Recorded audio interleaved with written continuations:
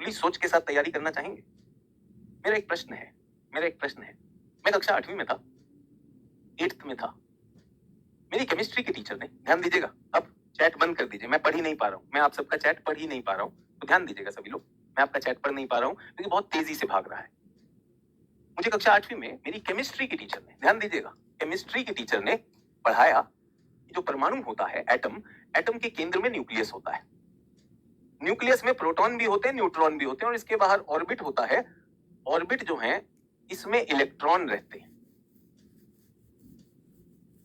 ये इनका ऑर्बिट होता है।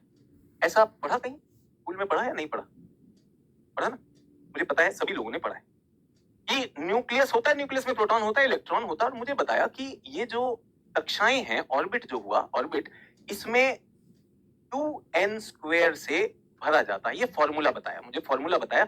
n मतलब ऑर्बिट का संख्या, तो पहले ऑर्बिट में क्या होगा? 2 1² मतलब 2 इलेक्ट्रॉन। पहले में बताया 2 इलेक्ट्रॉन होंगे, मैंने मान लिया। फिर उन्होंने मुझे बताया दूसरे में कितना होगा? दूसरे में होगा 8। 1 2 3 4 5 6 7 और 8, ऐसे ही बताया उन्होंने मुझे बहुत मजा आया। आपको भी मजा आया?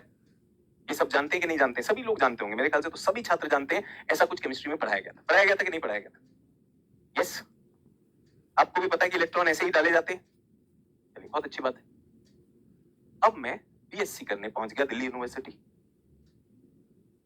वहां भी मैंने केमिस्ट्री की, वहां के एक सर्वश्रेष्ठ कॉलेज में मैं केमिस्ट्री कर रहा था। वहां मुझे बताया ये जो ऑर्बिट होते हैं, जो आपको स्कूल में पढ़ाया था, ऑर्बिट तो होते ही नहीं, ऑर्बिट तो होते ही नहीं, ऑर्बिटल होते हैं। एस होता है, पी होता है, डी होता है, एफ होता है। और ये नियम तो बच्चों के लिए है। ऑर्बिटल तो एक प्रोबेबिलिटी का स्पेस होता है, वहां इलेक्ट्रॉन हो भी सकता है, नहीं भी हो सकता। समस्या है?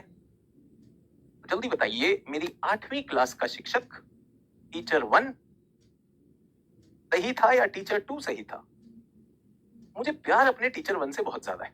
मैं छोटा था, मुझे बहुत मजा आता था उनकी क्लास में, और बहुत सारी चीजें बताते थे वो। छोटी छोटी चीजें, हल्का सा फॉर्मूला बना दिया, रुचिकर कर दिया, बड़े बढ़िया से मजे में चुटकुला सुना के कर देते थे। और ये वाले जो टीचर थे ना, ये दिल्ली यूनिवर्सिटी के बड़े विख्यात केमिस्ट्री के टीचर हैं। इनके पास बहुत सारे पेटेंट हैं, बहुत बड़े वैज्ञानिक थे। और इन्होंने मुझे ये बताया, तो कौन सा सही है? जल्दी से बता दीजिए, कौन सा सही है? तो दोनों ही सही भाई। इन्होंने मेरी क्या जगाई? रुचि जगाई। और इन्होंने मेरी क्या विकसित की? बृहद समझ विकसित की। दोनों सही है या नहीं? दोनों सही है या नहीं?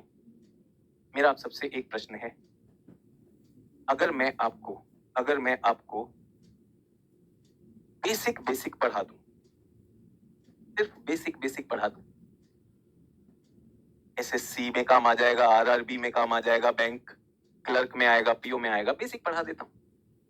और दूसरा है बेसिक प्लस एडवांस, कौन सा पढ़ाऊं? ए भी हो सकता है, बी भी हो सकता है। ए में मजा बहुत आएगा, आपको ज्यादा कुछ करना नहीं होगा, ये बस टीचर शो होगा, टीचर इसमें हीरो है, आप ताली बजाएंगे।